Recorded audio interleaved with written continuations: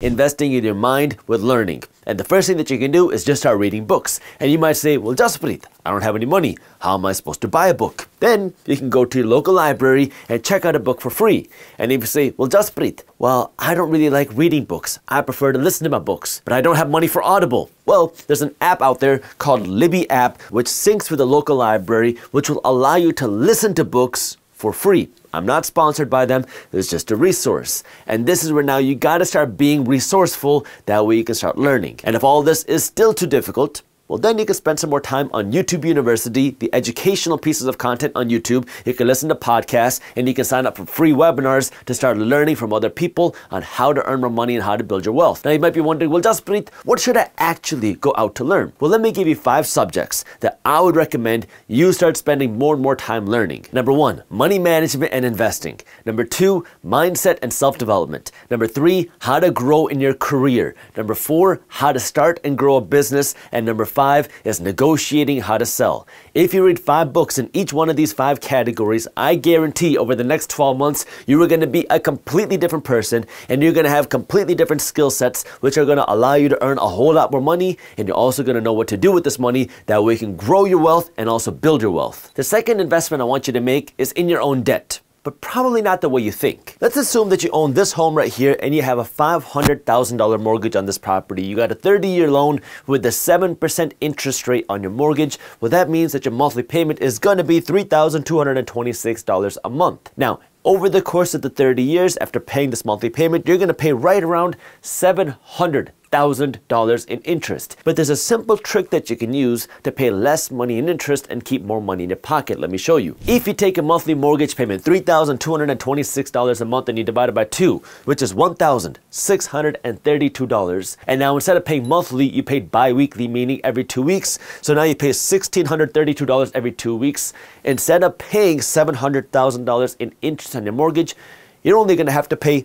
$528,000 in interest on your mortgage, which means you get to keep more than $150,000 in your pocket over the course of your mortgage. But that's not all. With this method, you're also going to be able to shave off about 6.5 years of time paying down your mortgage. You're going to be mortgage free 6.5 years faster.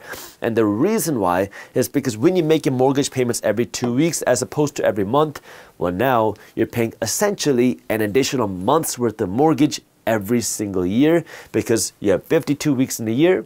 And so now you're making an additional monthly payment, and you might not even notice it when you budget your mortgage payments every 2 weeks, because it's a small incremental increase that you're paying every single month. And if you don't really notice it, well, it will help you save a lot of money in the long run. The other way that you can invest in your debt is find a faster way to pay down your credit card debt, because we all know that credit card debt is expensive. And one way that you can do that is if you are ready to be committed to pay down your credit card debt aggressively, you can look at transferring your credit card balance to a 0% APR credit card, because there are some credit cards out there that will give you 6 to 12 months of 0% APR period. So you can transfer your credit card balance to this now 0% APR credit card. That way you don't have to pay interest, but you can use this as a time to now aggressively attack this credit card debt and not have to accrue any interest. But this only works if you've already made that commitment that you're going to get aggressive to pay down your credit card debt, that you're going to spend less and earn more, that you're going to pay down this credit card debt. That way now you don't have to also fight the interest, as a way now for you to get out of this debt and stop making your banker richer. The third way for you to invest your money if you don't have any money is to stop paying the stupid tax. The stupid tax, if you've never heard of this concept before, is essentially, it's a way to phrase this tax that people pay when you're making, let's call them, silly decisions. To be nice, you know what I mean here. And so because you're making all these silly decisions, it ends up costing you a whole lot of money, and that's why some people like to call it a tax. What are some examples of this? Well, here are 7. Number 1 is the lottery, because you're not going to make any money from the lottery. Number 2 is on cigarettes, because it's not doing any good for you. Number 3 is alcohol, same reason. Number 4 is weed and drugs. I know a lot of people have different opinions on this, but it's not adding money into your life. Number 5 is overdraft fees. If you're spending money out of your bank account when you don't have any, the bank is going to charge you a fee. which is really just kind of crazy to think about. They're charging you a fee because you don't have any money to begin with, so don't spend money you don't have. Number 6 is gambling. Yes, this includes sports betting. Yes, this includes that fantasy betting. This is a way for you to make somebody else rich without really getting any value out of it. And number 7 are late fees in general. If you have bills, every company is going to charge you a late fee if you don't pay it on time. Check out the bills that you're getting, pay your bills on time, and you're going to avoid a lot of money in fees. Number 4 is invest your time in earning some money. If you don't have money, but you have time, there are so many ways for you to go out and sell your time in exchange for some money.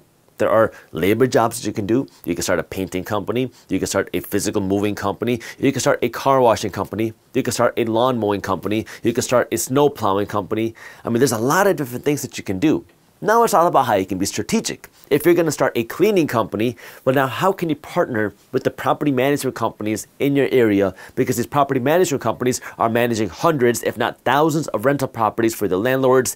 And every month there's going to be tenants that move out, and they're going to want properties to be cleaned up. And so if you can work out a deal with these property management companies, well, now you can be their go-to person to clean up the rental properties. If you can do it quickly and if you can do it at a good price, you can be their go-to person to clean up their properties. If you're going to be the person that's going to be helping people move, again, be strategic. Who are you targeting? Maybe you create a moving company tailored to college kids, because every semester or every year, college kids are going to move out and move into a new apartment, and they might need some affordable movers. Now, not every college kid needs a mover, but there are some kids that will need movers. And you can be that person that's talking and catering to college kids if you understand what they're looking for. See, it's all about now thinking a little bit strategically, because there's a lot of ways to make money, but the question is, how can you differentiate yourself and offer something a little bit different or cater to a specific subset of people that way now you can really dominate and make a lot of money in this space, that way you have more money to invest in other assets. If you enjoyed this clip and you want to continue your financial education journey, I have another video that I think you'll love. All you got to do is click that button right over there. And for those of you who want to stay up to date on the top finance and business news, you can join Market Briefs, my free financial newsletter, by clicking that button below. Thank you for watching, and I'll see you in the next one.